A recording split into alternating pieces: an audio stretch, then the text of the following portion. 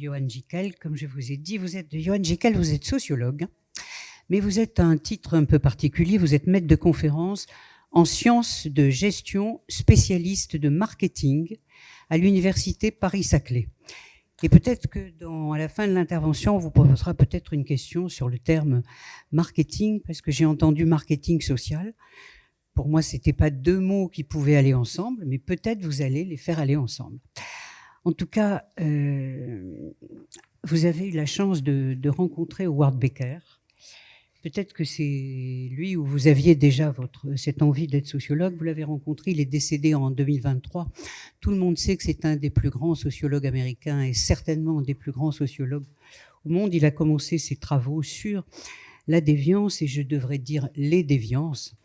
Et vous avez travaillé une thèse en faisant un parallèle entre les travaux de Michel Foucault et de Howard Becker. Alors je ne sais pas si c'est ce qui vous a conduit sur un chemin.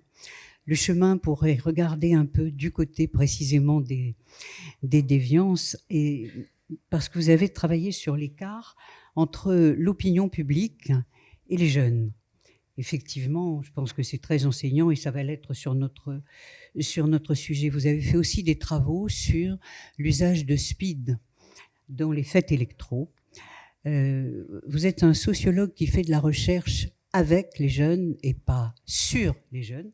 Je crois que vous tenez à cette façon de travailler. Vous avez mené cette recherche pendant plus de 3 ans, me semble-t-il. Oui, cette recherche sur le protoxyde d'azote. Vous avez été invité au Sénat, invité à l'Assemblée nationale. C'est-à-dire qu'on sent qu'il y a un véritable besoin, je le disais en introduction, de connaître, de comprendre. Et je vais le redire, ils auraient pu attendre un peu pour faire la loi riposte. Mais bon, en tout cas, maintenant, on va vous écouter. Alors qui, comment, quelle est votre perception, quelles sont vos pistes, comment vous faites justement ces liens qui nous manquent pour comprendre ce qui se passe dans cette affaire-là.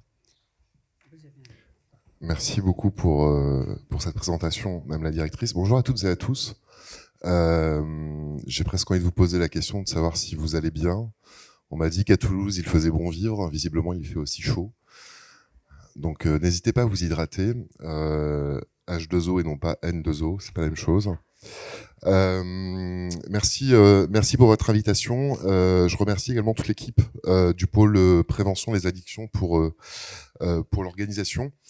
Je vais vous parler aujourd'hui d'un paradoxe qui, moi, m'a frappé concernant l'usage du protoxyde d'azote que j'ai eu l'occasion d'observer pendant une recherche que j'ai entamée en 2020, qui n'a pas été simple à entamer pour des raisons institutionnelles et universitaires, auprès de jeunes consommateurs. Je pense que ça va peut-être apporter quelques réponses à certaines des questions qui ont été posées et peut-être en soulever d'autres, j'espère. Et ce paradoxe, c'est en fait le fait qu'on n'a jamais autant prévenu des risques concernant le proto, et pourtant c'est une pratique qui n'a jamais cessé d'augmenter.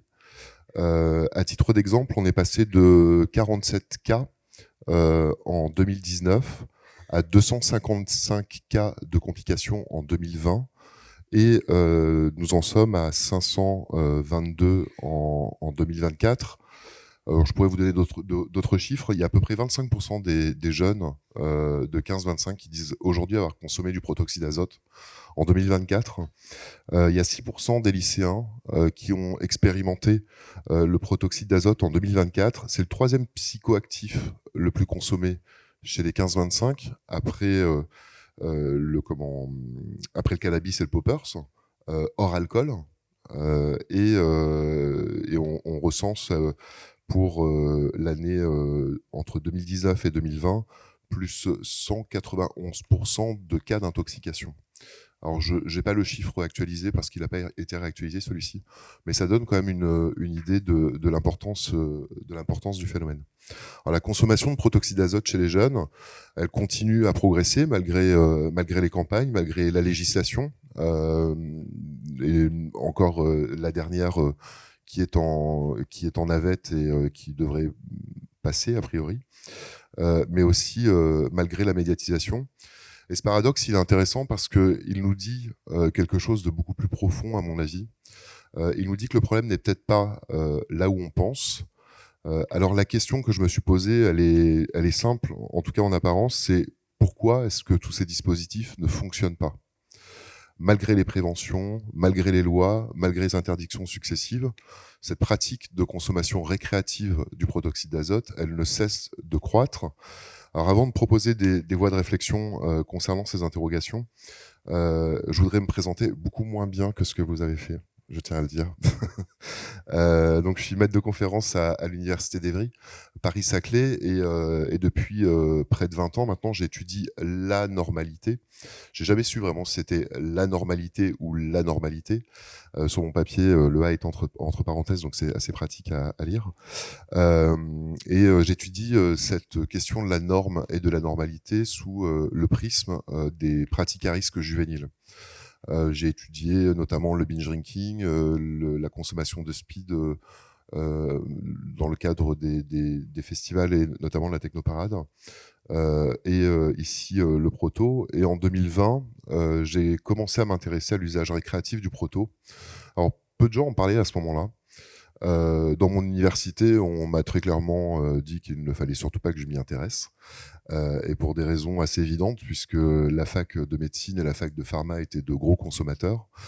Mais je referme la parenthèse et je ne donnerai pas le nom de l'université.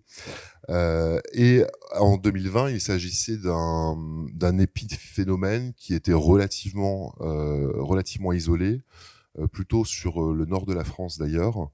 Et la presse, d'ailleurs vous pourrez regarder sur Internet, les journaux titraient la nouvelle lubie des jeunes, une nouvelle mode, une tendance passagère, etc., etc. Bon, visiblement, ils se sont plantés. Pour moi, il s'agissait plutôt d'une pratique qui allait devenir une vraie tendance de fond, une tendance problématique, tant sur le point sanitaire que sur le plan politique et législatif. Tout simplement parce qu'il y avait plusieurs signaux faibles qui étaient en train de silencieusement planter le décor. Et c'est à ce moment-là que j'ai décidé de mener une étude auprès de jeunes consommateurs, avec des jeunes consommateurs. Je les ai suivis pendant 3 ans pour savoir justement comment est-ce qu'ils entraient dans la pratique. Et pourquoi pas comment est-ce qu'ils en sortaient et comment est-ce qu'ils percevaient tout ce tapage médiatique autour de leur pratique de consommation, sans porter quelques jugements à leur égard. Et puis, comment est-ce qu'ils percevaient aussi les campagnes de prévention. Et c'est d'un enseignement qui est assez riche. Et donc, j'ai décidé de partir à l'encontre de celles et ceux qui consomment, avec une question en tête. Pourquoi les dispositifs préventifs et législatifs peinent-ils à contenir la pratique? Et pourquoi cette pratique ne cesse-t-elle de croître? Et ça, c'est les 2 questions que j'ai emmenées avec moi. Est-ce que c'est un problème d'information? Est-ce que c'est un problème d'interdiction? Ou est-ce que c'est plus fondamentalement un problème de compréhension? Et c'est vraiment ça l'enjeu, à mon sens. L'enjeu, il se situe dans l'ensemble de ces questions, parce que selon la manière dont on pose le problème, eh bien, on ne propose pas du tout les mêmes solutions, et on pense faire face à un problème d'information. Et en réalité, le vrai problème, c'est peut-être tout simplement d'où nous parlons. D'où nous parlons et d'où nous parlent les jeunes, si tant est qu'on veuille bien les écouter. Et c'est ce que je vais essayer de vous montrer, c'est que finalement, la question du proto, elle est peut-être mal posée depuis quelques années, ou en tout cas, tout simplement parce qu'il y a eu énormément d'études épidémiologiques sur le sujet, et les épidémiologues et les médecins font un travail remarquable, mais les sociologues sont un peu plus feignants sur le sujet, alors qu'ils auraient dû y aller déjà depuis peut-être longtemps. Comprendre les pratiques à risque liées à des psychoactifs, ça nécessite d'appréhender 3 points. D'abord le produit, l'individu et l'environnement. Alors le produit, même s'il reste quelques inconnus, et on le voit avec le manque de réponses parfois fiables qu'on peut fournir sur, je pense par exemple, la détectabilité du proto dans l'air, etc. On le connaît. L'individu, vous le connaissez puisque vous le rencontrez dans vos consultations, on le découvre dans les rapports gouvernementaux, on nous le montre assez quotidiennement à la télévision, on connaît son âge, on connaît ses conditions socio-économiques, etc., etc. Mais il y a une chose tout aussi fondamentale et à côté de laquelle on passe, c'est l'environnement. C'est-à-dire dans quel contexte existe cette pratique à risque. Et c'est une vraie invitation ici à saisir la pratique dans sa perspective socioculturelle. C'est une invitation à comprendre ses normes, à comprendre ses valeurs, non pas avec un regard d'adulte, mais de l'intérieur. Et c'est aussi un moment où on peut se poser sur les politiques qui entourent cette pratique et sur les dispositifs marchands qui permettent à cette pratique d'exister, de perdurer, de se développer et de s'amplifier, à la fois dans les villes, mais au-delà dans les campagnes.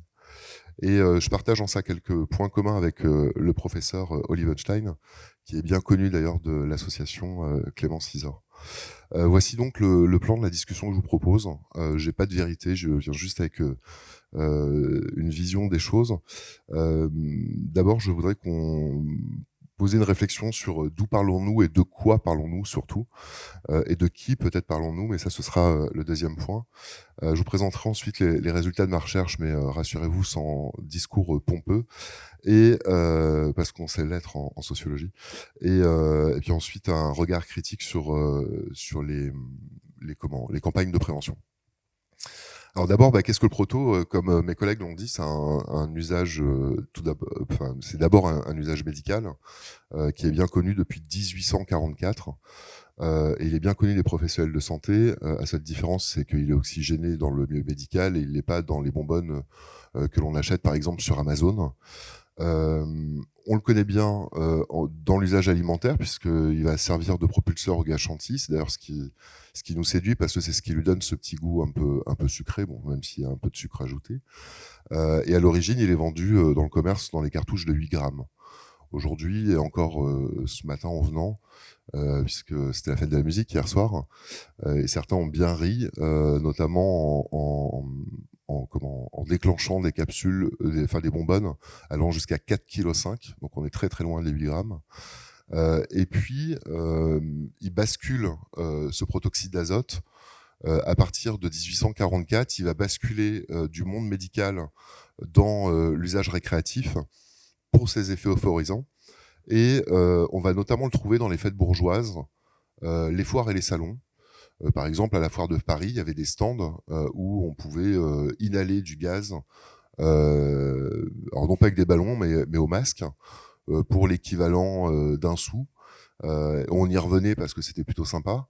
Les épisodes de complications ne sont pas documentés à l'issue de ces foires, mais en tout cas, c'était une pratique qui était très répandue et c'était une pratique bourgeoise. Je le ressouligne une deuxième fois. Ensuite, le proto, il va basculer cette fois-ci dans le milieu électro, mais très longtemps après, un siècle quasiment après, aux alentours des années 70. Cette bascule dans la contre-culture va se faire aussi avec l'émergence de tout un tas de drogues qu'on va découvrir. Je pense par exemple le LSD qui est très à la mode dans les années 70, pour ne citer que celle-ci. Et puis, on va redécouvrir une troisième fois le protoxyde d'azote au début des années 2000, d'abord dans les soirées étudiantes, particulièrement les soirées pharma et les soirées médecine, et un peu plus tard, au tout début des années 2000, dans les écoles de commerce, où il va refaire sa grande apparition, je pourrais dire, puisque c'est ce qui va lui permettre en fait de basculer dans la population générale, et ensuite, plus particulièrement auprès des jeunes, à partir de 2018, 2019, 2020, pour être un peu plus précis. Et ces trois usages, en fait, ils créent un vrai flou juridique. Il crée aussi un paradoxe au regard de l'épidémiologie, en particulier parce que cette consommation, elle serait très clairement emparée de la culture jeune. Et la question, c'est si c'est risqué, pourquoi est-ce que les jeunes, finalement, continuent à consommer ? Et c'est la question que je voudrais, du coup, explorer avec vous. Alors, il y a un terme que j'ai beaucoup utilisé, qu'on utilise beaucoup, et qu'on explique peu, c'est la question de la jeunesse. Moi, j'aime bien quand les gens parlent de la jeunesse et quand on leur demande ce que c'est qu'un jeune. D'abord, ils ont tendance à oublier qu'ils l'ont été, moi aussi. Et ensuite, ils oublient aussi c'est que la jeunesse, c'est pas du tout une classe sociale. Que la jeunesse, c'est pas une classe sociale qui est unifiée autour de l'âge. En outre, la jeunesse, elle se fédère autour de pratiques et d'attributs culturels, et elle se construit une identité au regard ou en rupture avec le monde adulte, qui la dévalorise plus qu'elle ne la valorise au quotidien. Et il suffit de regarder l'actualité ce matin à l'issue de la fête de la musique.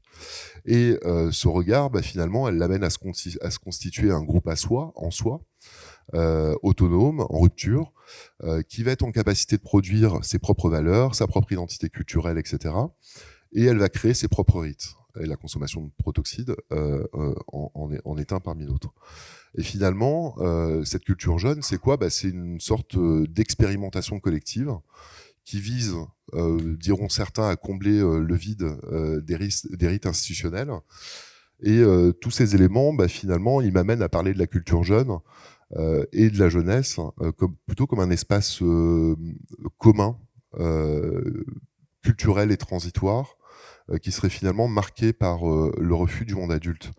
Ce que je veux dire par là, c'est que lorsque le monde adulte devient un peu trop froid, comme il l'est parfois en ce moment, lorsque le collectif devient un peu trop triste, comme il est peut-être aussi en ce moment, et quand le monde adulte oublie de rire, comme il le fait parfois en ce moment, eh bien finalement, la jeunesse, elle se retrouve, et ici, on va lui apporter une prothèse qui typiquement lui permet de rire, de manière complètement artificielle certes, mais c'est néanmoins ce qu'elle permet de faire.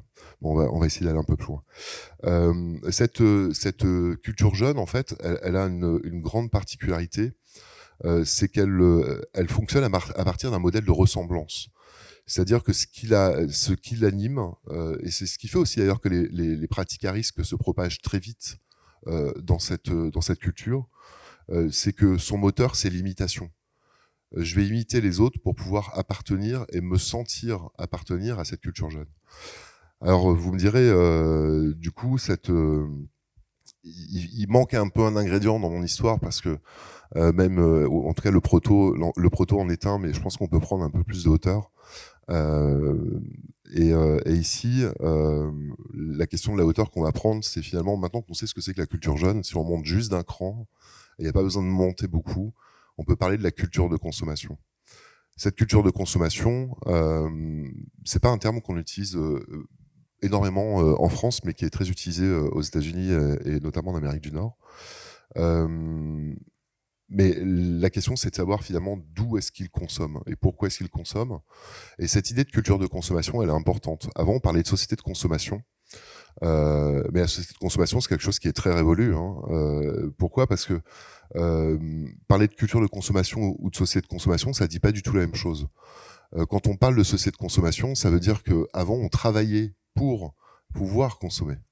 Et aujourd'hui, quand on parle de culture de consommation, ça veut dire que c'est la consommation qui nous agit. C'est-à-dire qu'on ne fait pas simplement que travailler pour consommer. En échange, cette consommation, une sorte de, non pas de main invisible, parce que derrière vous avez des grandes entreprises, comme Fastgaz par exemple, pour le proto, Apple pour les ordis, etc., qui vont agir nos comportements au quotidien. On vous allez me dire où est-ce qu'ils vont en venir ? Eh bien, tout simplement parce que finalement, cette culture de consommation, elle façonne nos pratiques, qu'elles soient collectives, individuelles, mais aussi les plus intimes. Et à cet endroit, j'aurais par exemple pu vous parler du chumsex, mais c'est pas du tout le sujet du jour. Mais on retrouve exactement la même question en fond, c'est la performance.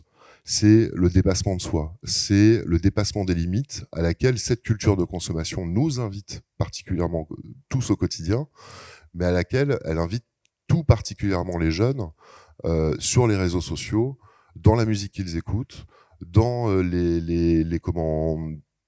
toute la pop culture qu'ils vont consommer, etc., etc. Alors pourquoi je vous parle de transgression ? Parce que finalement, transgression et dépassement des limites, c'est la même chose, mais c'est ce qui sert de trame à cette culture de consommation. Pour une simple et bonne raison, c'est que le capitalisme et le libéralisme, ce sont deux forces qui ne cessent d'avancer, elles ne cessent de croître en fait. Elles veulent toujours aller plus loin et se dépasser elles-mêmes. Et le libéralisme, on en parle énormément, mais finalement c'est quoi au fond ? C'est un modèle de gouvernement, disait Foucault, alors non pas Jean-Pierre, mais Michel, et qui vise, non je le précise parce que j'ai un étudiant un jour qui s'est levé et qui m'a fait la remarque, Mais ce même étudiant m'avait dit qu'il n'y avait pas 68 jours au mois de mai, donc du coup, je vais refaire la parenthèse. Et en fait, ce mode de gouvernement, Foucault disait qu'il vise à donner à chacun d'entre nous, à tout un chacun, le sentiment d'une certaine liberté. Pas le sentiment que nous sommes libres, le sentiment d'une certaine liberté. On pourrait presque parler de liberté conditionnée. Ça veut dire quoi? Ça veut dire que finalement, le libéralisme, il va produire un individu qui se pense, qui se vit comme l'origine de son action, qui se perçoit comme le seul responsable de sa réussite ou de ses échecs. Et dans une économie libérale, comment est-ce que l'individu peut-il se dépasser? Eh bien, le capitalisme nous répond et il nous dit en saisissant les opportunités que nous offre le marché. C'est aussi simple que ça. Vous avez déjà tous entendu parler de la pyramide de Maslow.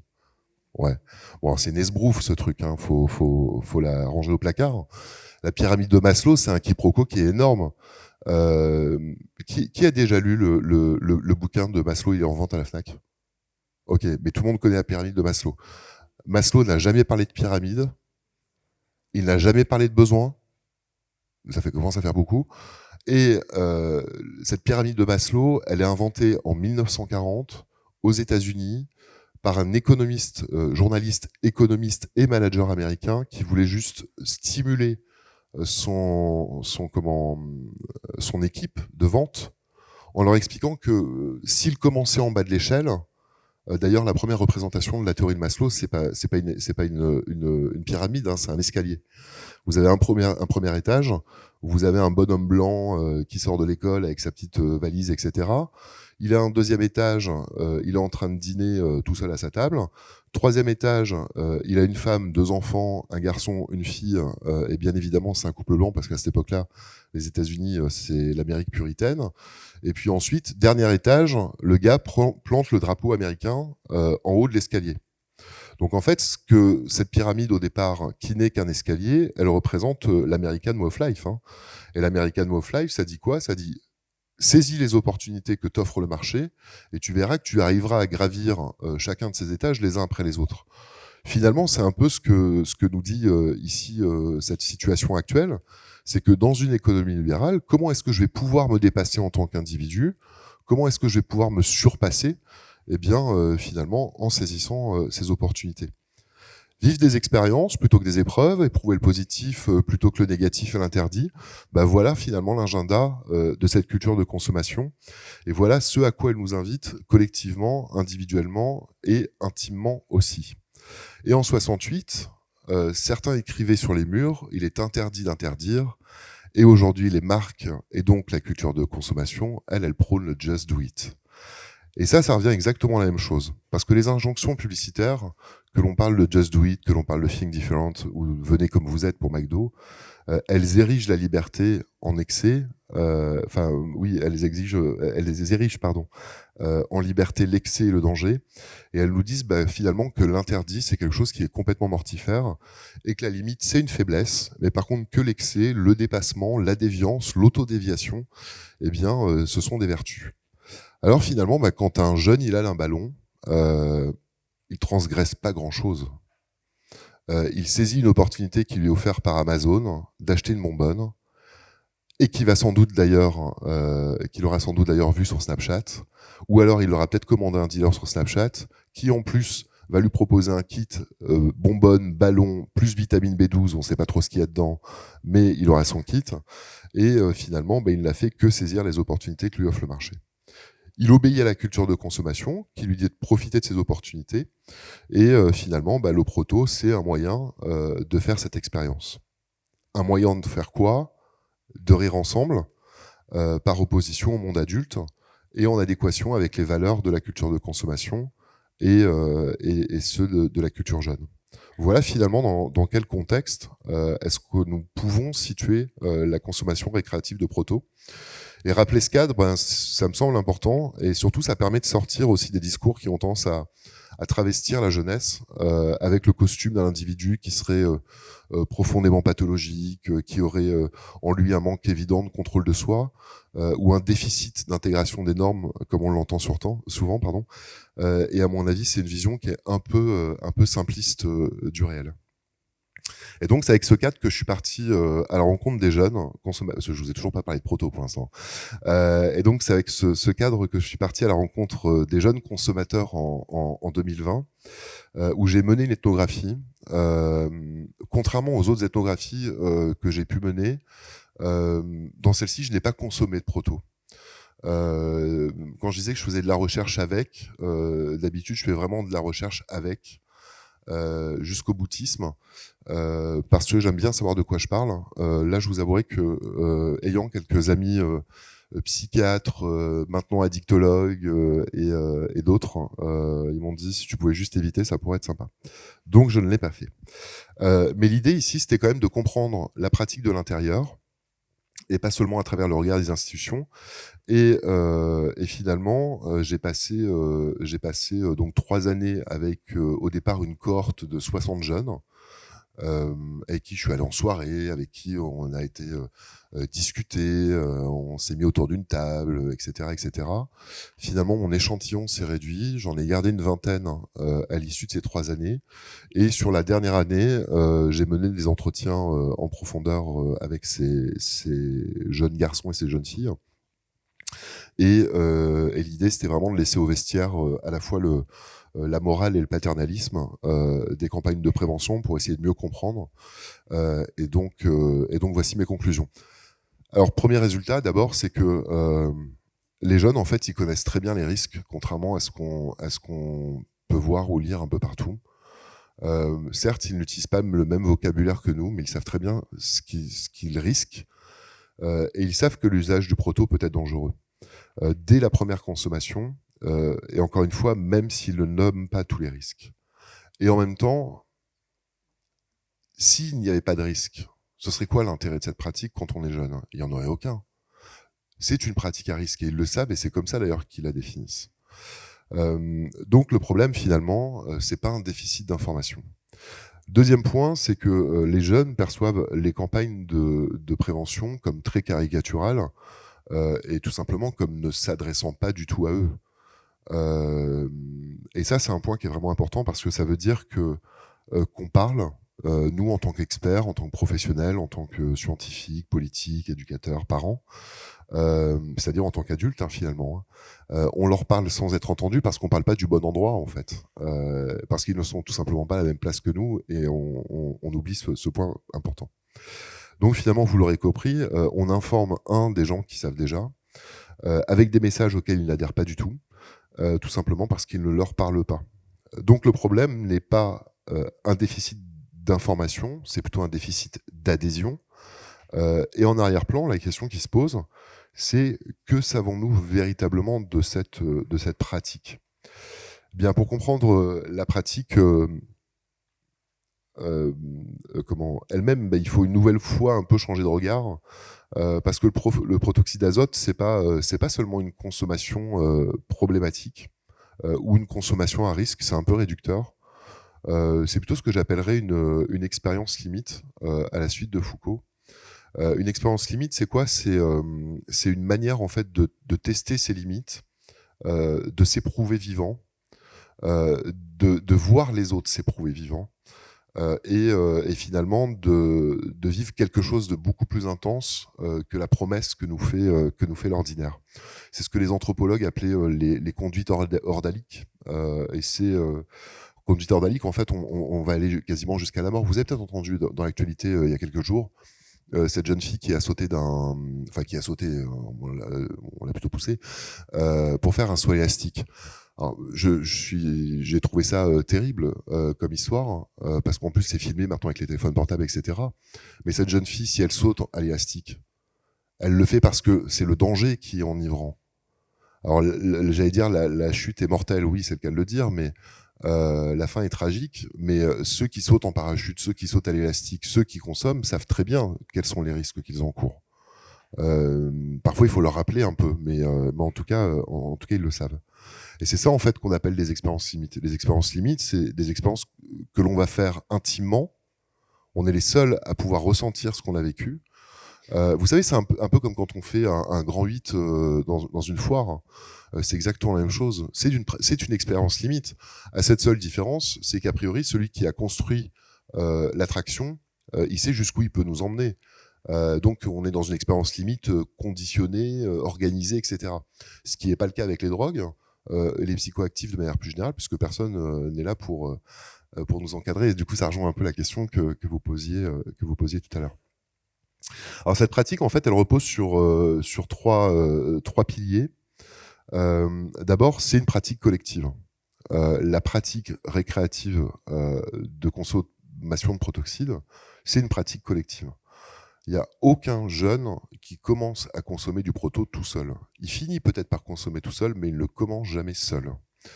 On consomme avec les autres, on découvre avec les autres, et avec les autres, en fait, ces autres jouent un rôle central. Pourquoi ils jouent un rôle central ? Parce que c'est, notamment ceux qui sont peut-être les plus expérimentés, c'est eux qui vont nous apprendre à découvrir les bons effets, c'est-à-dire ce que l'on doit véritablement ressentir.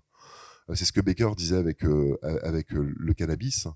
On fume pas du cannabis un jour comme ça par hasard. Si on fume du cannabis, c'est parce qu'on est dans le canapé avec ses potes, ou peut-être d'autres fumeurs de jazz pour faire un clin d'œil. Et ce sont les autres qui vont nous expliquer comment on doit ressentir, qu'on doit pas tirer trop fort sur le joint, etc. Sinon ça passe pas, etc., etc. Et finalement, ces jeunes, ces pairs, pendant la consommation, vont jouer un rôle qui va être très important parce qu'ils vont jouer un rôle de tempérance. Cette tempérance, c'est quoi ? C'est pas renoncer au plaisir, c'est plutôt savoir jusqu'où est la limite. Pourquoi ? Parce que si les jeunes dépassent la limite alors qu'ils sont en train de consommer du proto de manière festive, ils gâchent la fête. Et ça, c'est pas le but non plus. Donc finalement, la tempérance, c'est quoi ? C'est se rapprocher au plus près de la limite, de frôler avec, la tutoyer, mais sans jamais la dépasser. Et les autres vont jouer un rôle extrêmement important dans cette tempérance. D'ailleurs, je regrette un peu que les campagnes de prévention actuelles ne s'inspirent pas plus de ce qui avait été fait par la prévention routière il y a quelques années avec SAM, qui d'ailleurs est toujours bien connu des jeunes aujourd'hui, même si SAM, on en parle un peu moins. Mais Sam, c'est celui qui ne boit pas et c'est celui qui conduit. Et là, finalement, quand j'ai posé la question à ces jeunes de qu'est-ce que devrait être pour le bon message de prévention, eh bien, systématiquement, ils citaient celui-ci. Et en fait, ils parlent de quoi en disant ça ? Ils disent, regardez, parce que nous aussi, on sait être tempérant, même en prenant des risques. On a tous pris des risques, on a tous fait des bêtises, mais on sait parfois jusqu'où on doit aller. Ensuite, la consommation de protoxyde d'azote, c'est une consommation qui est festive et ludique. C'est peut-être un peu ça le souci, c'est que contrairement aux autres psychoactifs, on n'a pas besoin de se l'injecter, on n'a pas besoin de le gober. C'est ludique parce qu'on le prend avec un ballon de baudruche. On n'est pas au flacon en train de sniffer, on n'est pas avec la seringue à la main, on n'est pas en train de gober des paras ou etc. Donc c'est ce qui la rend aussi séduisante, cette pratique. Et ici, elle s'inscrit typiquement dans des moments de relâchement, dans des moments de célébration. C'est peut-être ce qu'il faut comprendre, c'est qu'il n'est pas juste question ici de dépasser la limite, car cela impliquerait justement de ne pas gâcher cette fête à laquelle est associé le proto. Et puis le troisième point, c'est que cette consommation de protoxyde d'azote, elle est très clairement aujourd'hui facilitée. Elle est facilitée parce qu'on trouve les bonbonnes, les cartouches en magasin, sur Internet, Amazon par exemple. Et il y a quelques semaines, au ministère de l'Intérieur, il y avait tout un débat avec la ministre de l'Intérieur en charge de la citoyenneté et le ministre de l'Intérieur, où la question qui était posée, c'était mais finalement, où est-ce que c'était un peu lunaire comme discussion, cette discussion à laquelle j'ai participé, mais où est-ce que ces jeunes achètent le proto ? Du coup, alors la ministre était un peu plus au fait que le ministre, mais typiquement sur Amazon, c'est assez facile d'en trouver. Ils ont su couper le robinet de Shein. On se demande comment ils n'ont pas su couper celui d'Amazon et du proto, mais bon.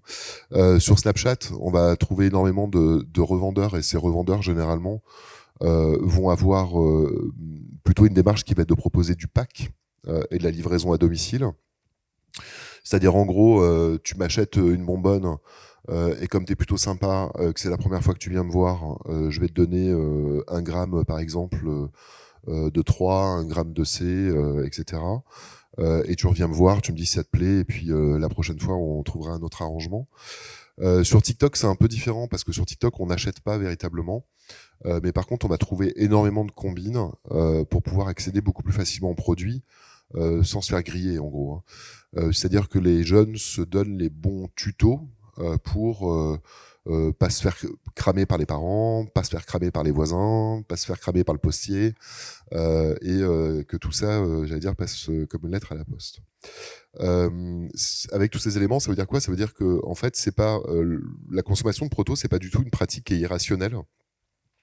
Au contraire, c'est vraiment une pratique qui est sociale, qui a une cohérence interne, qui est très structurée quand on l'observe de l'intérieur. Et c'est pas du tout une pratique sauvage, contrairement à ce qu'on peut nous montrer dans les médias. Et peut-être que juste en changeant ce regard-là, mais c'est aussi vrai sur les autres psychoactifs, peut-être qu'on arriverait aussi à mieux engager les jeunes lorsqu'ils rencontrent des problèmes avec ce type de produit dans les parcours de soins. À partir de là, on comprend un peu pourquoi la prévention elle échoue, hein. Elle échoue d'abord parce qu'on suppose que les jeunes ne savent pas, ce qui est faux, on l'a vu. Ils connaissent les risques. Ensuite, ces préventions, elles ignorent la dimension communautaire. Je repense par exemple à une campagne de l'ARS, vous vous souvenez peut-être, où on voit un monsieur, alors c'est même pas un jeune homme, hein, c'est un monsieur, pour une communication qui devait cibler les 15 ans, ça commençait déjà mal. Et le monsieur est enfermé dans un ballon. Vous avez déjà vu ce visuel? Vous pourrez le retrouver assez facilement, mais globalement, c'est un peu comme ça qu'on se représente, ou comme ça que les campagnes de prévention nationale représentent les consommateurs de proto.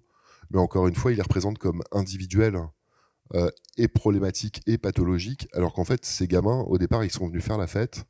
Il y a des potes qui ont ramené une bonbonne et ils ont testé. Et donc, ça veut dire que déjà, on a un décalage dans le message qui leur est transmis. Alors, c'est vrai qu'ils ignorent quand même des choses, hein, ces jeunes, hein. Même s'ils savent qu'il y a une limite, ils ignorent très souvent les termes ou les effets que vont pouvoir précisément avoir cette consommation. Et ça, dès la première prise. C'est-à-dire que généralement, en fait, les effets qu'on leur présente, on a l'impression que c'est des effets qui vont arriver si on consomme trop. Or, non, ça peut arriver dès les premières prises. Il y a une limite, moi, qui m'a intéressé, ou plutôt surpris chez les jeunes, et qui revient systématiquement dans toutes leurs discussions, c'est la limite de l'image de soi. Ce qui montre bien que c'est une pratique qui n'est pas du tout une pratique sauvage, individuelle, etc. Et que c'est bien une pratique communautaire. C'est que, je vous lis un verbatim, c'était une jeune fille qui m'avait dit ça. Elle m'avait dit: quoi, consommer seul? Mais n'importe quoi, moi je veux pas être un SDF. C'est assez intéressant, hein. Ça veut dire qu'en fait, la consommation seule, elle est perçue comme une consommation marginale, comme une consommation de rue. Or, et ça je l'avais aussi vu sur le binge drinking, et je l'avais aussi vu sur d'autres produits psychoactifs.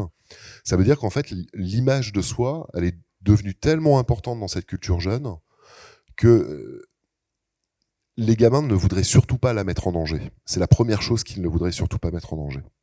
Et c'est peut-être ça, en fait, l'un des leviers qui pourrait être intéressant à activer en termes de prévention.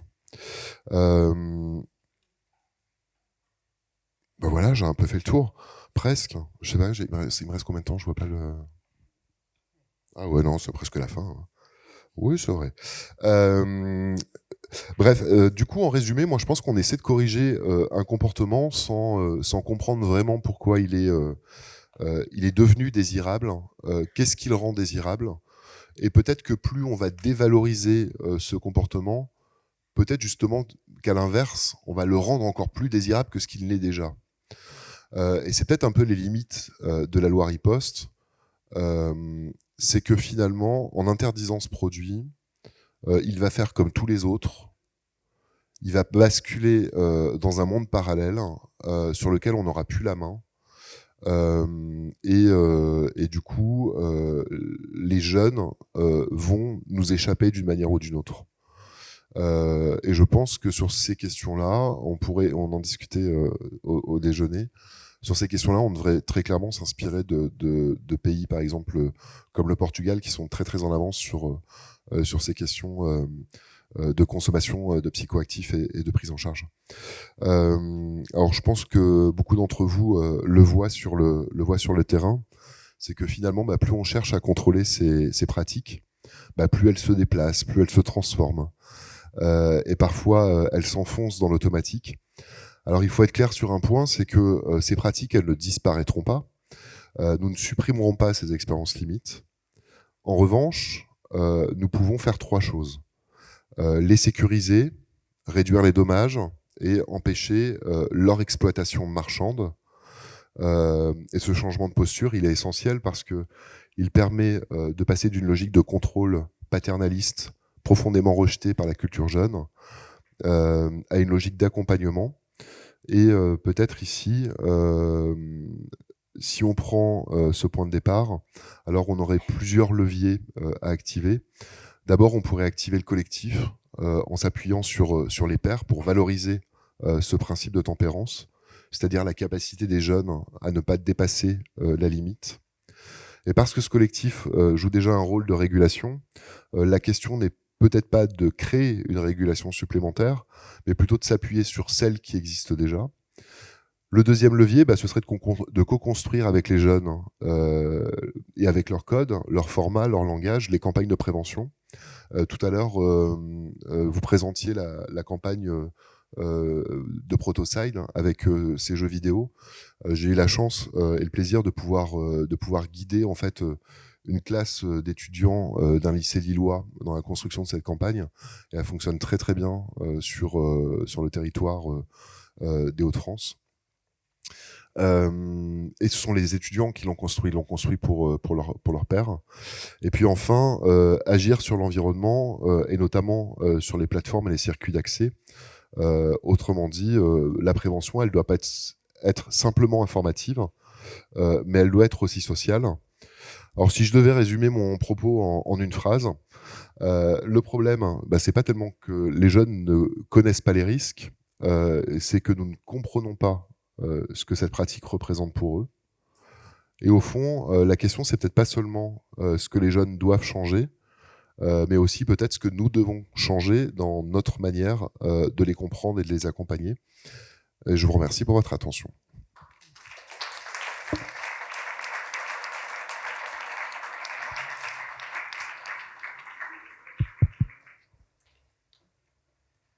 Un peu chaud ou il n'y a que moi?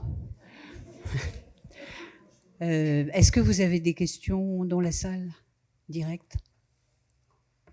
Bon, oui, de suite. Bonjour, merci pour cette intervention. Mérès Rosinski, je coordonne le dispositif Tendance Récente et Nouvelles Drogues, qui est un dispositif piloté par l'OFDT. Je voulais juste revenir sur la question de l'image de soi, parce que c'est quelque chose qui m'a pas mal parlé. C'est quelque chose qu'on remarque sur tous les usages de l'ensemble des substances. Les bourgeois ont arrêté de consommer du crack lorsque ça a été consommé par des groupes marginalisés et stigmatisés. Et sur la question du protoxyde d'azote, j'ai trouvé ça assez intéressant. Nous, on a vu émerger des messages d'interdiction de protoxyde d'azote par des collectifs de free party au moment où on commençait à parler de l'usage dans les quartiers populaires et des difficultés qui pouvaient entraîner, que pouvait entraîner cet usage. Donc, c'était juste pour dire, en fait, c'est un discours qui revient souvent chez les jeunes, de se différencier de ce qu'ils appellent les schlags. Et en fait, on est tous le schlag de quelqu'un d'autre. Donc, je trouvais ça assez intéressant comme point de vue. Merci. L'image de soi, en plus, elle n'a jamais été aussi centrale qu'aujourd'hui avec les réseaux sociaux. La très grande majorité, j'aime pas dire tous les jeunes parce que c'est pas vrai, mais la très grande majorité des jeunes sont tous sur les réseaux sociaux, ils produisent tous du contenu, un très grand nombre rêvent d'être influenceurs, influenceurs mode, influenceurs jardin, influenceurs etc. etc.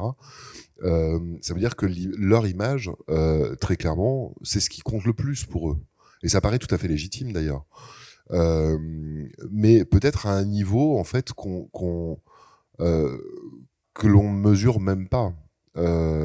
C'est-à-dire, ici, on est très clairement dans ce qu'on appelle l'extimité. Hein, l'extimité, c'est le fait de montrer son intimité sur les réseaux, chose que notre génération n'a pas forcément fait, mais qu'eux font quotidiennement. Donc ça veut dire que si on abîme légèrement leur image, bah forcément, ça les touche et voire ça les vexe. Alors, est-ce qu'il faut pour autant dévaloriser ça, c'est un vrai sujet aussi. Est-ce qu'il faut vraiment dévaloriser le produit pour pouvoir montrer qu'il y a un enjeu? Moi, je pense pas que ce soit ça qu'il faille faire. Par contre, de dire, regarde ce qui va t'arriver si tu consommes du proto, là, ça a déjà plus de sens. Parce que je me souviens, moi, d'une jeune fille que j'ai interviewée qui voulait pas du tout me croire qu'on pouvait finir en fauteuil roulant, etc. Et je l'ai emmenée en Euro à Paris avec le soutien d'un collègue. Elle m'a dit, c'est le proto, ça? Ah, j'ai fait ça, oui, et c'est juste un ballon. Et ben, elle a arrêté. C'était aussi simple que ça, parce qu'elle voulait pas finir en fauteuil, en fait. Elle voulait pas finir en fauteuil, elle voulait pas avoir de la bave sur le coin de la bouche. Elle voulait rester la jeune fille qu'elle était le plus longtemps possible. Et c'est là, en fait, où l'image de soi, on peut peut-être l'abîmer un peu. Enfin, l'abîmer, la choquer un peu, pour montrer comment ça pourrait l'abîmer à long terme. Vous avez l'air d'avoir très chaud. Hein. Ouais, je vais essayer de faire vite. La première question, d'abord, merci beaucoup, parce que j'ai pris 3 feuilles, donc c'est que c'était très intéressant. Vous êtes là, pardon. Excusez-moi. Voilà. La première question, alors d'un point de vue anthropo, vous parlez de la culture jeune et de combler le vide de ce sentiment de transgression, etc., chez la jeunesse. Je pense que depuis la nuit des temps, les hommes ont, à un moment donné, été plus jeunes que les générations précédentes. Qu'est-ce qui fait que la jeunesse d'aujourd'hui va à cette vitesse-là par rapport aux autres générations qui, elles aussi, ont connu ces sentiments de transgression par rapport à leurs aînés? Parce que j'ai 40 ans, j'ai pas l'impression d'être complètement has-been. Et pourtant, j'ai l'impression d'être à des années-lumière de la génération pour laquelle j'essaie de monter des actions de prévention. Ça, c'est la première question. Et je sais pas si vous répondez à celle-là aussi. Je pose comme vous voulez. Je peux vous faire un package. Je pose la deuxième, ok. Alors la deuxième question, puisque du coup coordinatrice de contrat local de santé, je suis censée réduire les inégalités d'accès à la santé sur le territoire. Et donc le CLS c'est copiloté par l'Agence régionale de santé et une collectivité. Donc les discours de prévention que vous proposez nous inspirent, certes, mais comment on pourrait les formuler pour se faire entendre des élus? Ah, ça c'est une vraie question, ça. Je vous remercie. Alors, la première question, pourquoi ça va vite? Est-ce que vous êtes has-been? Non, je ne crois pas. Vous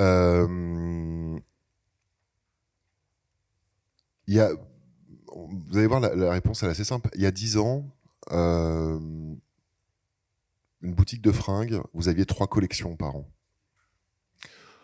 Aujourd'hui, quand vous allez chez Zara, vous en avez 7 par an. Pourquoi est-ce que les choses vont vite? Parce que la culture de consommation accélère, parce que le capitalisme est quelque chose qui va vite, parce que le libéralisme est quelque chose qui va vite, parce que la globalisation, et ce sont les 3 forces de la culture de consommation, et ces 3 forces, elles vont vite, elles n'ont pas de frontières, elles n'ont pas de limites. Elles font circuler les choses et tout circule très vite. Les pratiques circulent excessivement vite. Les produits circulent vite. Moi, ce matin, j'étais à Paris, je me retrouve à Toulouse et ce soir, je serai à Reims. Voilà, donc ça va vite en fait. Il y a pas de limite à pouvoir se déplacer. Et donc on n'est pas has-been, c'est juste que les choses vont plus vite qu'hier. Oh non, mais je pourrais le prendre. Non, mais je pourrais le prendre aussi, hein. Parce que moi aussi, parfois, je me le dis, mais et en fait, je me dis non, c'est pas moi qui suis lent, c'est le monde qui va vite. D'ailleurs, je finis juste là-dessus, mais il y a toute une tendance aujourd'hui qui est la tendance du low, donc la lenteur, la tendance de la lenteur, qui dit qu'il faut apprendre à reprendre le temps. Et ça, c'est hyper intéressant parce que il y a quelques jeunes qui commencent à en parler en disant ouais, mais en fait, moi, pour les choses, elles vont trop vite. Je vais consommer de la seconde main, bon, sur Vinted, certes, mais je vais consommer de la seconde main. Ce qui est un peu paradoxal parce que Vinted va très vite aussi. Bref. du coup, c'est pour ça que si c'est pas le proto, demain, ça sera autre chose. Et c'est déjà autre chose. Hein, je pense par exemple le PTC, le pète ton crâne. Il circule déjà énormément, que ce soit en collège ou en lycée. Le PTC, oui, je suis désolé, je viens de soulever un truc. Le PTC, en fait, c'est dans des, on l'achète dans des bouteilles d'eau exactement comme celle-ci, ou dans des fioles. C'est complètement transparent comme de l'eau, c'est complètement inodore comme de l'eau. Généralement, les jeunes le mettent dans des vapoteuses parce que ça a un effet un peu comme le cannabis, mais puissance 10. Et donc il fume ça, enfin il fume, si on peut dire qu'il fume. Et donc il consomme ça en fait de manière continue, quasiment sur la journée. Parce que le problème du proto, c'est qu'il faut pouvoir le transporter. Là, c'est assez, mais les risques sont tout aussi importants. Pour l'instant, c'est pas trop documenté. Pour votre deuxième question, comment est-ce qu'on peut mettre en place ce type de campagne et comment convaincre les élus? Bah, je vous avouerai que j'ai pas vraiment de réponse parce que moi, en tout cas, je suis très content. Alors, ça participe peut-être à ça, je sais pas. Mais je suis très content depuis 2 ans maintenant. Je cours les mairies, je cours les régions, je suis invité par les ministres. Alors, je sais pas pourquoi, mais voilà, moi je suis content. On parle de proto pendant des heures, on parle de la jeunesse pendant des heures. La ministre l'autre fois m'a dit bon, bah, je suis désolé, j'en suis déjà à mon 10e déjeuner, donc j'ai pas très faim. Je fais pas moi non plus, ça tombe bien, on va pouvoir parler. Bref, donc je pense qu'en fait, c'est l'information, il faut lui donner le temps qu'elle remonte. Je pense qu'à un moment donné, elle va finir par redescendre.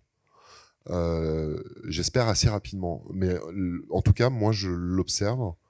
C'est qu'en 2020, on se moquait complètement de ce type de travaux de recherche. Hein. Ce type de pratique intéressait peu de gens.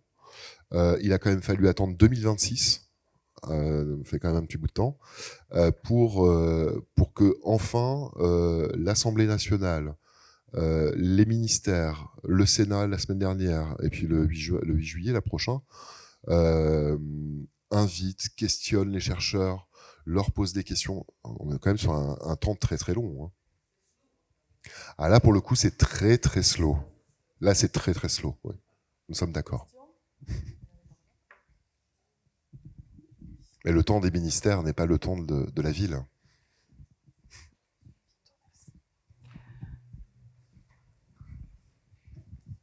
Bonjour, Florence Pellegrin, je suis médecin de l'adolescent à la Maison des ados de Toulouse, de Haute-Garonne. Est-ce que vous avez une idée du début de l'initiation, de l'âge d'initiation de ces jeunes et au niveau de l'environnement concernant les parents, enfin la famille, les parents? Est-ce qu'il y a des parents qui sont consommateurs ou pas? Enfin, est-ce qu'il y a des caractéristiques que vous avez repérées dans votre recherche? Alors, chez tous les jeunes que j'ai rencontrés, aucun des parents n'était consommateur. Les milieux sociaux sont extrêmement variés. Mais vraiment, quand je vous dis varié, c'est vraiment très très varié, très large. C'est pas un produit qui est marqué par une sociologie particulière. Les filles consomment autant que les garçons. Par contre, ce qui est sûr, c'est qu'on ne l'utilise pas pour les mêmes raisons. Par exemple, moi, les jeunes garçons et les jeunes filles que j'ai rencontrés, notamment sur les points de deal, ou dans les réseaux de prostitution pour les jeunes filles et aussi les jeunes garçons, parce qu'on n'en parle pas beaucoup, consomment du proto généralement pour tuer l'ennui. Je pense notamment les choufs qui gardent les points de deal. Généralement, vous savez, on les voit, ils sont assis dans leur petit fauteuil Décathlon. Ils ont souvent une bonbonne de proto pas très loin parce qu'on peut la rentrer dans la couloir c'est très pratique ces petits fauteuils Décathlon. Du coup, eux consomment véritablement pour tuer l'ennui. Les jeunes filles et les jeunes garçons qui consomment dans le cadre de la prostitution, globalement, ils expliquent un peu la même chose, que c'est pour soit tuer l'ennui de l'attente du client, très clairement, soit pour oublier ce qui va se passer. Donc il y a une anticipation de l'acte, soit a priori, soit a posteriori. Et chez les autres, pour le coup, on est vraiment dans une consommation qui a l'objectif d'être récréative. Alors ça ne veut pas dire que chez les premiers dont je parlais, c'est une consommation solitaire. Elle n'est pas du tout solitaire, elle est aussi collective, mais pas pour les mêmes raisons. Donc il n'y a pas une sociologie qui est très particulière. Et il y a un jeune garçon, pendant ma recherche, qui m'a dit « Ah, il faut que je vous présente ma mère ». Je fais « Ok ». Je lui ai demandé pourquoi. Il me dit « Je suis sûr qu'elle consomme du proto, mais je ne suis pas sûr, mais peut-être ». Et je suis allé rencontrer la maman, qui au début n'a pas voulu me parler, tout à fait légitimement d'ailleurs. Et finalement, j'avais laissé mon numéro de téléphone. Et un jour, elle m'a envoyé un SMS. Elle m'a dit « J'aimerais bien quand même discuter avec vous parce que j'ai déjà entendu parler de vous ». J'ai dit « Écoutez, si vous voulez ». Je suis allé chez elle dans son appart. Et en fait, cette dame, elle s'ennuie tellement dans la journée. Parce qu'en fait, malheureusement, elle est au foyer, elle s'occupe des enfants, etc. Elle a un travail qui est très précaire, qui est plutôt la nuit, ce qui lui permet de gérer ses enfants. Et donc, en fait, juste avant d'aller récupérer les enfants à l'école, comme elle n'est pas la seule dans cette condition sociale, eh bien, elles se réunissent ensemble un peu avant 16h et elles se font 2-3 ballons de proto pour oublier très clairement la journée qu'elles viennent de traverser et surtout déjà oublier par anticipation ce qui va se passer quand leur mari va rentrer et les enfants vont débarquer dans la maison. Donc en fait, on parle beaucoup des jeunes, mais il y a toute une population, et je pense notamment plutôt une population féminine, qui est complètement invisibilisée sur la question de la consommation du protoxyde d'azote. Je ne sais pas si je réponds complètement à votre question.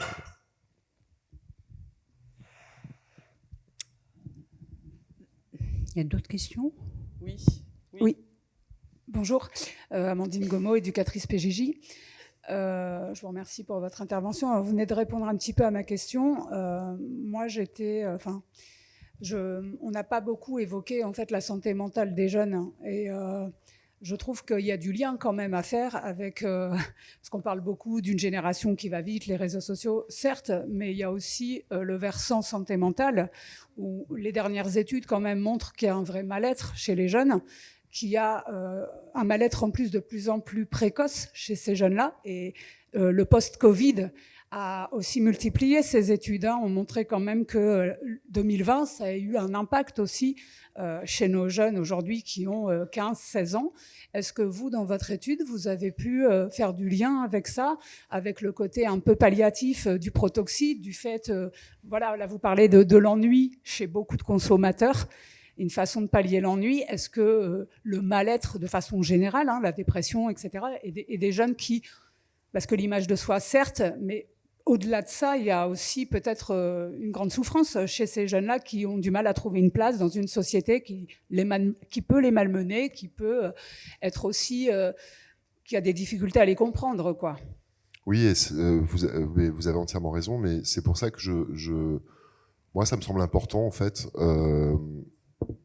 quand on aborde ce type de pratique, de parler du contexte dans lequel elle se déroule. Le contexte dans lequel elle se déroule, dans lequel nous vivons tous, qu'on le veuille ou non, c'est cette culture de consommation. Cette culture de consommation, elle prend de plus en plus de place, et c'est elle qui crée un mal-être. Parce que si on prend par exemple toutes les études qui ont été menées par des confrères psychologues tout à fait sympathiques, par ailleurs, le problème, c'est qu'aujourd'hui, on parle du mal-être, on parle de la souffrance, etc., etc. Mais on ne l'explique pas, en fait. À aucun moment, on explique d'où elle vient. Alors on dit, bah oui, mais ça, c'est post-Covid, donc post-Covid, c'est le traumatisme de l'enfermement. Oui, je suis d'accord. Mais avant l'enfermement, il y avait autre chose. Et après l'enfermement, il y a eu autre chose. Et le problème de cette autre chose, c'est qu'il allait encore plus vite que ce qu'on connaissait avant cette période Covid. Et moi, c'est ce que je regrette un peu. C'est-à-dire qu'aujourd'hui, et c'est vraiment le propos, enfin, si j'ai vraiment une chose à donner, c'est Posons-nous la question collectivement de savoir de quoi on parle, d'où on parle et à qui on parle. C'est extrêmement bête, mais déjà, à mon avis, ça résoudrait énormément de choses. Ça apporterait déjà un peu plus de structure à la manière dont on considère ces jeunes, dont on peut les aider, dont on peut les accompagner, dont on peut réduire les risques. Peu importe le moyen qu'on met, si on n'a pas compris qui ils étaient, et on a tous été jeunes. La seule différence, c'est que la jeunesse d'aujourd'hui, c'est très clairement pas la jeunesse d'hier, même si on a des problématiques qui sont assez similaires. Par exemple, il y a quelques jours, je parlais à un journaliste qui me dit oui, mais aujourd'hui les jeunes sont beaucoup plus violents. Je fais attendez, vous vous souvenez quand même des blousons noirs dans les années 60, cher ami. Il me dit ah ouais, c'était quoi? Bah oui, documente-toi. Documente-toi. Il me dit oui, mais dans les cités, je vais hop, attends, parce que les cités, dans les années 60, on les appelait les cités radieuses. Et le mot cité, ça veut juste dire pôle économique. Hein, parce que c'est de là qu'il vient le terme en français. Ça veut dire pôle économique et social. Bon, il s'est un peu délité avec le temps. Mais encore une fois, je pense qu'on a une tendance à poser des constats sur des troubles qui sont des troubles profonds, qui ne sont pas que chez les jeunes et qu'on va trouver en population générale. Et on donne très peu de contexte parce que c'est un peu usant de donner du contexte.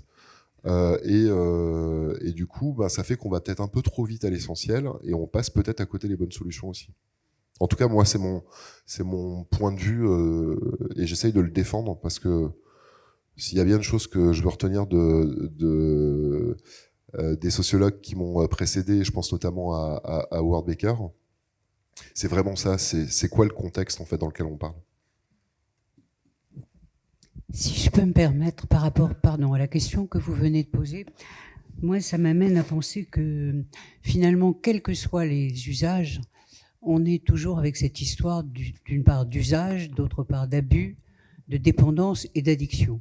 On ne parle pas de la même chose. Et de deux, la question du faisceau de vulnérabilité qui va faire que quelqu'un va s'accrocher à un produit, va en faire son objet central dans la vie, quel que soit le produit, avec ou sans substance, dans un comportement par exemple addictif, on voit les paris sportifs aujourd'hui, on sait bien que les plus vulnérables, et ça a été documenté notamment aux États-Unis, enfin il y a des recherches là-dessus, plus qu'il n'en faut pour le comprendre et du coup l'avoir en mémoire. Et ça nous amène évidemment à nous questionner sur ce que peut être une prévention beaucoup plus précoce et se demander comment tant de gamins sont passés entre les mailles du filet à 7 ans, 8 ans, 9 ans avec des psychotraumas, avec des vies cabossées. Quand effectivement il y a la rencontre et l'accroche avec un produit, ça vient faire solution. Et je le dis chaque fois, quand on a trouvé une solution, on n'est pas prêt de l'arrêter parce que sinon on retrouve un problème. Donc au fond, il ne faudrait pas mettre cet usage de substances différent dans sa cinétique de rencontre avec un public par rapport aux autres. C'est à peu près la même cinétique. La seule chose, le produit est différent. Il a des effets tout à fait particuliers. On vous a entendu. Vraiment, c'était extrêmement, extrêmement clair. Mais pour le coup, oui, il y a des histoires de vulnérabilité. Oui, il y a des gens qui rencontrent le proto, qui aiment ça et qui vont en faire en quelque sorte leur pilier unique. Et du coup, si je peux me permettre, je me posais une question par rapport vous avez documenté, docteur Charrier, vous avez documenté... C'est vrai qu'on commence à coller sur les chaises. Vous avez documenté 400 personnes qui sont arrivées aux urgences à Toulouse, j'ai bien compris ça. 400 qui sont arrivées aux urgences. Dans l'année? Moi, j'ai entendu 400. Moi, j'ai noté 400. 81. Attendez, je retrouve mes chiffres. 400, c'est moi qui ai dit 1 à 2 par jour aux urgences. Du coup, j'ai fait 365 plus la moitié égale 400. D'où mes 400 par an qui arrivent aux urgences. Et je me suis demandé si vous aviez eu le temps de les rencontrer, la possibilité. Pas du tout, d'accord. Voilà. Et vous êtes passé, mais parfois ils étaient partis peut-être. Voilà, donc trop tard. Voilà. Enfin, on reviendra peut-être sur un point que vous avez abordé, qui est le parcours de soins, qui est une question qui nous est chère. Mais je referme ce tiroir-là peut-être pour l'ouvrir juste sur une question. Mais voilà, je pense que évidemment que c'est pris dans la question très large de la santé mentale des ados, forcément. Mais ce produit, comme le cannabis, comme l'alcool, comme what else, comme dirait c'est qui. Voilà. Juste pour compléter, les plus jeunes, vraiment les plus jeunes, ont mine de rien, sans qu'on s'en aperçoive, accès très très très très tôt à l'imaginaire de la drogue. Et ça c'est un vrai problème parce que je me souviens je vous la confie, on la coupera au montage pour la vidéo. Un soir, je fête avec mon fils son anniversaire. On est une bande d'amis. Il est au bout de la table et c'est une histoire vraie. Hein. Il prend du sel et il commence à faire une petite ligne sur la table. Alors forcément, moi, ça m'interpelle un peu. Je me suis dit, bon, ok, on est mal barré. C'était le jour de ses 10 ans. Ouais, ça m'a détendu. Et donc, j'étais en train de lui demander ce qu'il faisait. Et il m'a dit, j'ai vu ça, en fait, à la télévision. Je dis, mais tu as vu ça où? Il me dit, tu sais, l'autre fois dans la série que tu étais en train de regarder à la télé sur Netflix. Et en fait, je me suis amusé, j'ai commencé, alors j'ai pas fini, mais si vous voulez m'aider, on peut le faire ensemble. J'ai commencé un petit carnet et dedans, en fait, je note systématiquement tous les épisodes de toutes les séries où à un moment donné, il y a une illusion à la drogue, où on voit de la drogue, et en fait, j'ai déjà rempli 10 carnets. J'ai déjà rempli 10 carnets, vous imaginez? Parce que, en fait, dans toutes les séries Netflix, ça parle de drogue. Il n'y en a aucune où ça parle pas de drogue. C'est très rare. Ouais, je referme juste la parenthèse, mais à mon avis, l'imaginaire du psychoactif, il est quand même très présent dans la pop culture. Oui, j'ai une question. Bonjour, merci. Laetitia Lurac, je suis responsable du service prévention au sein de la Caisse primaire d'assurance maladie. Merci pour votre intervention. En introduction, j'ai entendu, vous aviez aussi un titre de social market. Et donc, du coup, j'aurais une question. Avec cette casquette-là, si vous pouviez imaginer votre campagne de prévention idéale sans limite de budget, quel serait le scénario et quel serait votre je dirais, vecteur de diffusion? Vous me proposez un contrat? J'ai pas ce pouvoir-là, moi je travaille pas à la Caisse nationale, mais soyons fous. Voilà, comment communiquer, par quel biais, et qu'est-ce que vous préconiseriez?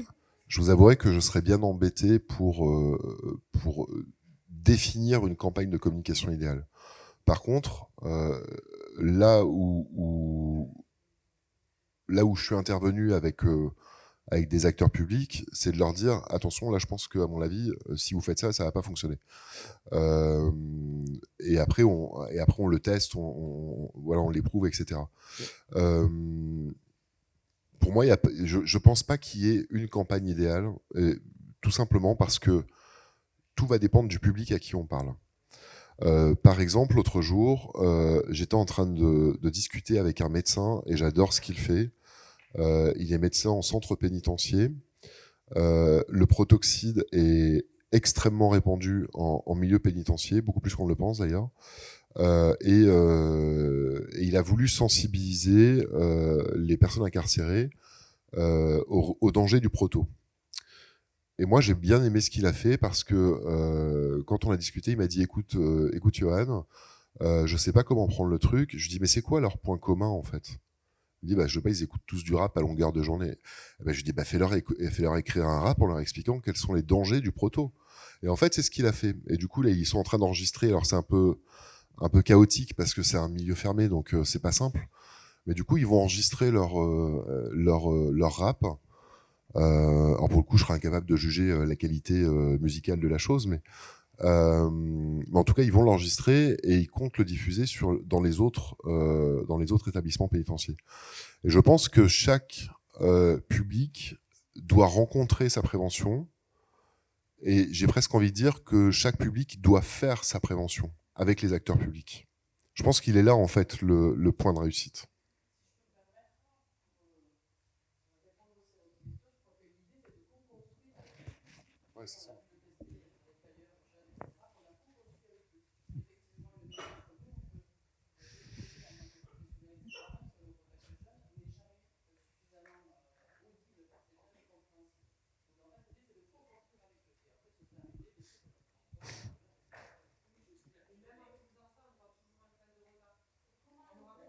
Oui, mais parce que oui, mais attends.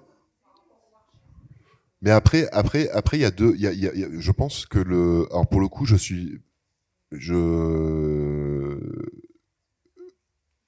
pense. Enfin, pour moi, le marketing, en fait, on en a fait un mot un peu sale parce qu'on le lie au commerce, à l'hypermarchandisation, etc., ce qui est pas faux, mais ce qui est pas vrai non plus. Pour moi, le marketing, c'est un outil, donc ça veut dire qu'on peut l'utiliser, on peut le retourner aussi contre ceux qui l'utilisent un peu trop. Et par exemple, je pense que sur les réseaux sociaux, on pourrait utiliser le marketing pour faire du contre-marketing, pour faire des campagnes de contre-marketing, pour expliquer justement, attention, tu vas voir ça sur Snapchat, voilà le danger que tu encours. Ça, c'est un premier point. Et puis après, le marketing, il a énormément changé, parce que par exemple, je pense au marketing social. Le marketing social, c'est un marketing qui s'est réadapté sur les questions de la prévention, sur les questions de la réduction des risques, etc.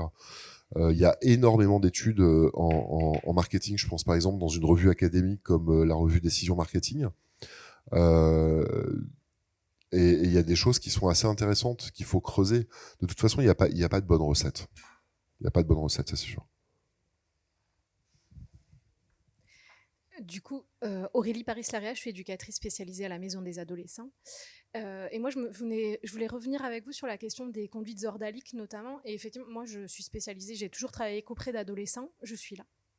Oh, je vous cherchais depuis tout à l'heure. Tout le monde me voit en train de chercher, personne ne me dit rien. Merci.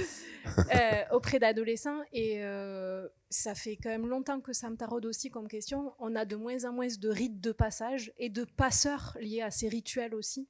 Et je me demande, et c'est pour ça que je trouve votre étude super intéressante, parce qu'en fait, vous êtes allé au contact avec eux pendant 3 ans, et donc, mine de rien, vous avez fait passeur sur cette question, effectivement, de prévention, d'usage. Et je me demande si la place des adultes, alors on est pas mal d'éducateurs dans la salle, donc on œuvre à faire ça de façon régulière et au quotidien, mais c'est vrai que plus se poser la question, on voit aujourd'hui le bac, il intervient après Parcoursup, il n'a plus aucun sens. Enfin, il y a plus ces rites qui font que cet adolescent qui est le grandissant, il se sent grandir. Et quelque part, la question des conduites ordaliques et la question de la mise en danger de la consommation toxique, elle vient parler de ça aussi, du fait que j'ai besoin de grandir, j'ai besoin de confronter à mes limites et à celles de l'adulte. Et peut-être que si on se posait aussi davantage collectivement, et tout à l'heure on questionnait la place des collectivités, la place des institutions, mais elle est peut-être aussi là de venir se questionner, mais qu'est-ce qui fait qu'aujourd'hui on n'a plus ces rites de passage-là qui font que notre enfant il passe d'un petit enfant qu'on protège à un adulte en devenir, et avec lequel on jalonne en fait ce moment de passage qui est quand même effectivement important. Vous le soulignez tout à l'heure, on a des publics que l'on accompagne qui ont aussi beaucoup de traumatismes et effectivement qui seront davantage vulnérables à aller vers des consommations de produits. Donc peut-être se poser la question de notre place, de l'accompagnement et des rites qu'on met pour éviter qu'ils en arrivent à consommer seuls, ou en tout cas à être méconnaissants parfois sur les consommations de produits, en tout cas sur les dangers imminents, puisque vous avez dû amener cette jeune fille à voir, et vous avez créé vous-même ce rite pour qu'elle puisse se rendre compte effectivement de la réalité de ce qu'il advenait de consommer du protoxyde. Merci beaucoup.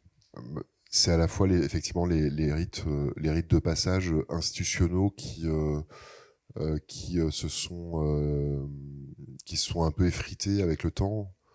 On peut penser par exemple au service militaire pour les garçons. Mais à la rigueur, que ce soit le service militaire ou autre chose, oui, ces rites, ils manquent un peu. Alors, ils ont été recréés avec les journées d'appel, etc., etc. Mais ces journées, elles sont beaucoup moins ritualisées. Et puis, je pense que c'est aussi. Alors oui, l'institution doit créer des rites. Mais ce qu'on appelle l'institution en sociologie, c'est aussi les parents. Et c'est pas que les éducateurs, c'est pas que les enseignants, c'est pas que les professionnels de santé. Il faut que chacun prenne un peu sa part aussi dans cette affaire. Et puis les jeunes sont pas plus bêtes que les adultes. Hein. Il faut simplement peut-être savoir leur donner les clés quand ils les demandent. Oui, on est un peu démunis parce que finalement, peut-être qu'on avait une boîte à outils qui était un peu chargée, qu'on l'a un peu vidée au passage parce qu'elle était un peu trop lourde. Et maintenant, quand on l'ouvre, on se dit « Ah, zut, il n'y a plus grand-chose dedans, qu'est-ce que je vais pouvoir faire ?» Mais on est plein de ressources, donc c'est là moi, où je reste... Parce que je suis en train de faire une recherche en ce moment, mais qui n'a rien à voir avec ça, qui est sur le carnaval. Et j'ai suivi des gamins. J'ai beaucoup aimé cette recherche. C'est à Gennevilliers dans le 92, pour ceux qui connaissent. Et en fait, à Gennevilliers, le maire, il a eu une idée géniale. Tous les 2 ans, en fait, il crée le carnaval de la ville. C'est l'un des plus grands carnavals de France. Il y a quasiment, je crois, c'est 50 000 personnes. Enfin, c'est énorme, avec des girafes géantes. J'adore ça. Et en fait, il a mobilisé les gamins des quartiers avec les aînés pour confectionner les chars, etc., etc. Et en fait, tout le monde est hyper fier de participer à ce truc. Les anciens se font courroie de transmission sur tout un tas de sujets, que ce soit le bricolage, l'histoire de la ville, etc., l'arbre généalogique des quartiers, et les gamins sont hyper fiers en fait. Donc on arrive à remplacer ces rites. On arrive à en créer des nouveaux. Il faut peut-être qu'on soit un peu plus créatif, mais en tout cas, vous éducateurs, non, vous pourrez pas tout vous tout seul, c'est pas possible. Bonjour. Pardon, vous aviez fini ou... Oui, ouais, complètement. okay. Je suis là. Oui, tout. Je suis Marie-Angélie et je suis éducatrice au club de prévention du Mirail, donc en prévention spécialisée au Mirail. Voilà. Et sur la question des rites de passage, moi j'ai envie de faire le lien à ce que vous disiez un peu en préambule là, dans votre présentation. Vous parliez du rapport à la société de consommation. Moi j'en observe encore pas mal des rites de passage, si on peut les appeler comme ça, ou en tout cas des moments qui marquent un petit peu le passage à l'âge adulte, et notamment sur l'acquisition du pouvoir d'achat. Je trouve qu'il se passe vraiment quelque chose à ce moment-là, quand il commence... la question de l'argent, elle arrive de plus en plus tôt. C'est souvent un sujet d'embrigadement aussi dans le trafic de stupéfiants. Et quand il commence à pouvoir... ça va souvent aussi avec les premières consommations et comment on s'achète justement ce qu'on va consommer. Et peut-être que là, il y a un petit... je ne sais pas s'il y a un bout de réponse, mais en tout cas... en écoutant l'intervention d'Aurélie, j'avais envie de faire le lien avec ça. Alors, pour moi, je vois 2 choses dans votre question. D'abord, sur la question de l'achat des substances. Le proto, c'est la première fois où je me retrouve dans une situation qui est complètement paradoxale. C'est que les gamins qui consomment deviennent dealers. Et ça, pour moi, c'était assez nouveau. Je m'explique. En fait, sur Amazon... on peut acheter des boîtes à partir de 5 cartouches. On peut acheter des cartons de 100 cartouches de 8 grammes. Et on peut acheter la bonbonne. Et aujourd'hui, des tanks ou des méga tanks, comme ceux qui sont en train d'arriver sur le marché. Le problème, c'est que quand je me promène avec mon tank ou mes 100 cartouches, je sais pas forcément. Enfin, je me dis qu'une fois qu'elle est ouverte, je vais pas pouvoir tout consommer. Donc, ce que je fais, c'est que je prends le prix du produit et je le divise par le nombre de ballons potentiels que je peux faire avec. Et c'est là où je deviens dealer, parce que du coup, je vais commencer à vendre du ballon, notamment dans les soirées étudiantes. Et vous avez plein de jeunes que j'ai rencontrés qui, du coup, découvrent, et c'est notamment vrai chez les étudiants, qui sont un peu plus précaires que les autres, les étudiants, en fait, pour combler leur précarité, du coup, vont vendre du ballon dans les soirées étudiantes. Donc, non seulement ils vont rentabiliser la bonbonne, ils vont avoir suffisamment pour pouvoir acheter une deuxième bonbonne, et en plus, ils vont se faire de la marge. Entre 100 et 200 euros selon le nombre de ballons qu'ils vont pouvoir vendre dans la soirée. C'est le premier psychoactif où, franchement, je vois cette pratique avec autant d'importance. Pour ce qui est du point de départ de votre question, oui, de toute façon, les plus jeunes ont accès trop tôt, à mon goût, hein, à un certain nombre de produits. Moi, j'enseigne, par exemple, j'enseigne en master parce que je suis prof à la fac, mais j'enseigne aussi à des tout jeunes, à des post-bac. Ils sont tout petits, ils sont tout mignons, tout choupinous, etc. Et j'aime bien un peu les provoquer parce que quand je leur demande en amphi, là ils sont 400, ils sont complètement tétanisés en plus. Mais quand je leur dis qui a un iPhone, ils sont tous là, moi j'ai un iPhone. Je fais ok, qui gagne 1200 € ici par mois? Personne. Alors comment vous avez fait pour vous acheter un iPhone à 1200 balles? Et alors là, tout le monde me regarde en disant ah ouais, bah oui, comment on a fait? Et en fait, même eux ne savent même pas comment ils ont eu leur iPhone. Et ça, c'est assez tragique en fait, parce que ça montre que le rapport à la consommation, il est quand même pas si clair pour tout le monde, et en particulier pour les plus jeunes. Nous, on sait quand on achète un iPhone à 1200 € parce qu'on le sent passer. Mais eux, pour le coup, c'est presque un dû en fait. C'est un dû d'avoir un téléphone portable. Et pour moi, ça répond un peu à la question, c'est-à-dire que on parlait des rites, mais en fait, mon premier iPhone, enfin pas le mien, hein, parce que je suis un peu trop vieux, mais le premier iPhone, oui, c'est un rite de passage à l'âge adulte, mais qui est très très précoce chez beaucoup d'enfants. Oui, bonjour, Marine Méroningue, je suis infirmière à Éducation nationale dans un lycée général et technologique, mais j'ai aussi enseigné en pro, travaillé en pro. J'avais une question parce qu'on parle des jeunes et des consommateurs, etc. Moi, je voulais poser une question par rapport aux parents, parce que vous avez parlé beaucoup des représentations que peut avoir le proto sur la facilité d'accès, c'est pas si dangereux, etc. Quelque chose que j'ai déjà pu entendre de certains parents, c'est aussi faut bien que jeunesse se fasse, moi aussi j'étais jeune, faut se tester. Tout ça. Donc ma question c'est, est-ce que vous sentez qu'au niveau du proto, les parents sont accessibles ou c'est difficile de les mobiliser sur la question?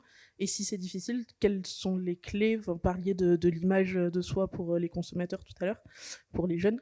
Voilà, quelles sont les clés pour aussi pouvoir mobiliser les parents? Parce que des fois, on a cette difficulté de mobiliser aussi les parents sur ces questions-là.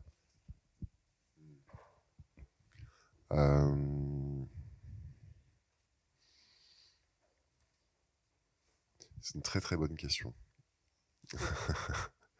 Non, c'est une très très bonne question.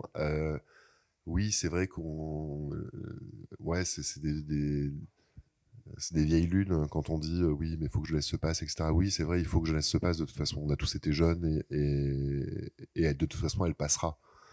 Oui, c'est vrai. Enfin, faut être honnête. Parfois, il y a des accidents de parcours et malheureusement, ils sont plus ou moins irréversibles. Mais on a tous fait des bêtises. Hein. On a tous craqué une allumette, on a tous joué avec le feu, on a tous fait un truc qu'il fallait pas faire. Avant, on appelait ça des bêtises, mon père appelait ça des conneries. Aujourd'hui, on appelle ça des pratiques à risque. Mais bon, finalement, il n'y a pas beaucoup de différence. Si ce n'est que, en fait, ce qui fait qu'elles évoluent, de mon point de vue, c'est les opportunités. C'est pour ça que je parlais de démarchandiser les pratiques à risque. Parce qu'à mon avis, le vrai souci, c'est qu'il est là, c'est que plus le marché va stimuler ces pratiques à risque, plus elles vont devenir problématiques à gérer. Moins on va savoir les gérer. Si on prend le proto, par exemple, pourtant, c'est pas faute d'en parler depuis 2018, y compris dans les milieux médicaux. Aujourd'hui, on dispose de très très peu d'études. Quand on regarde, en fait, on dispose de très très peu d'études. Pourquoi ? Tout simplement parce que faire une recherche, ça prend énormément de temps. Que ce soit en médecine, que ce soit chez mes collègues psychologues, que ce soit chez nous en sciences humaines et sociales. Moi, mon étude, j'ai mis 4 ans à la publier. Entre le moment où j'ai fini de l'écrire et le moment où elle est sortie dans un truc en plus où elle est payante par un éditeur américain, il s'est écoulé 4 ans. Parce qu'il y a eu des allers-retours, ça a été long. Il y a 2 allers-retours par an pour corriger, etc. Bon, bref. Puis on corrige des virgules, des points. Et en médecine, c'est pareil, c'est un enfer, en fait, de faire de la recherche. Donc, en fait, il y a le temps de la recherche, il y a le temps du marché, il y a le temps politique, il y a le temps des parents qui n'est pas le même que le nôtre non plus. Et en fait, on a des temporalités qui se... C'est pour ça que c'est bien qu'on puisse se rencontrer dans des journées comme aujourd'hui pour pouvoir se poser et prendre le temps d'échanger, peut-être pas de trouver des solutions, mais au moins de partager des expériences. Mais j'aurais pas la réponse à votre question, comment mobiliser les parents. c'est très compliqué. Enfin, je veux dire, si déjà, moi au départ, je me dis que si les parents sont pas mobilisés, qu'on soit dépassés, on l'est tous. Qu'on soit éducateur, enseignant, peut-être parents, avec tout ça, on est tous un peu dépassés à un moment ou à un autre. Mais pour autant, il ne faut pas qu'on se démobilise, parce que sinon, jeunesse passera, effectivement. Mais lentement. Ça marche pour moi. On va s'arrêter là pour les questions, si c'est bon pour vous. Oui. Martine, le mot de la fin, peut-être ? Merci en tout cas pour vos 3 interventions. C'était... On ne va pas durer très longtemps.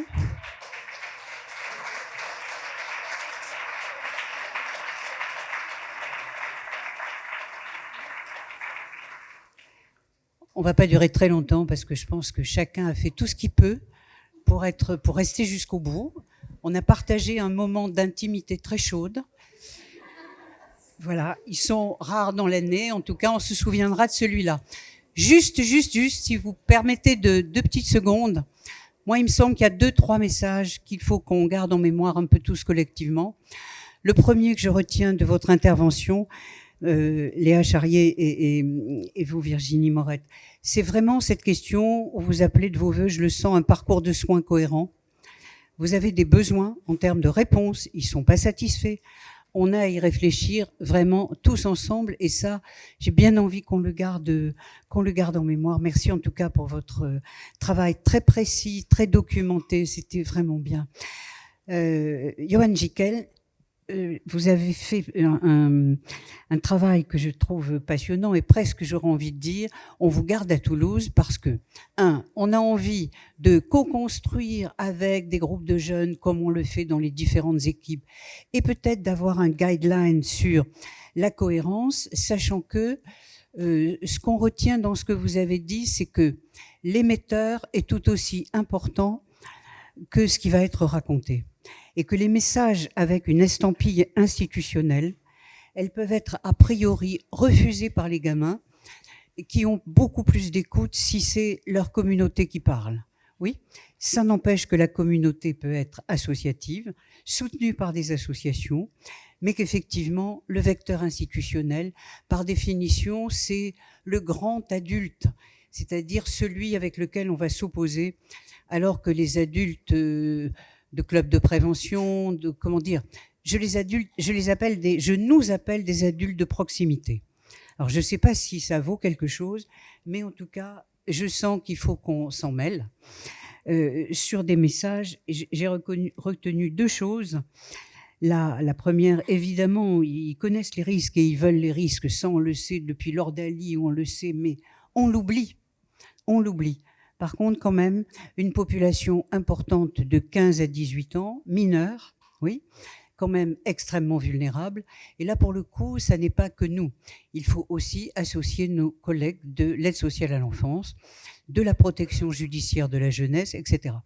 Mais retenir vraiment de votre propos que construire pour eux, ça ne va pas le faire. C'est plutôt, et on le fait déjà, mais sur ce produit particulièrement, construire avec eux les messages. Là, moi, finalement, j'ai une question aussi sur le... Je l'avais posé tout à fait au début. Y a-t-il une consommation? J'ai une réponse, mais j'aimerais que ça soit vous, la réponse. Est-ce qu'il y a une consommation de proto sans danger? Et est-ce qu'il y a un endroit où on dit là, il y a danger, mais du coup, là, il n'y a pas? Est-ce que c'est possible ou pas du tout? Bon, ça, c'était pour finir avec la chaleur, histoire de bien... Oui, non? Bon, il y a toujours un risque. On retient ça, mais quand même, on voit bien qu'on ne répond pas tout de suite. Hein, voilà, on est d'accord, on va le tenir un peu dans le flou qui nous arrange. Dans le flou qui nous arrange, parce que pour le coup, tous les étudiants, tous vos copains qui en ont consommé, ils vont plutôt bien et ils ont un souvenir hyper agréable. D'accord? Donc ça, si on fait semblant de ne pas le savoir avec les gamins, ils ne nous trouvent pas crédibles. Un adulte crédible est un adulte qui peut faire passer un message. Celui qui raconte des histoires, il n'a pas d'intérêt pour les mômes. On sait ça. D'ailleurs, je vois vos têtes qui font comme ça. Vous avez toute cette expérience. En tout cas, est-ce que vous avez un dernier mot? Vous avez envie de dire? C'est bon. En tout cas, merci à vous. Bonne fin d'après-midi et à la prochaine au mois de novembre.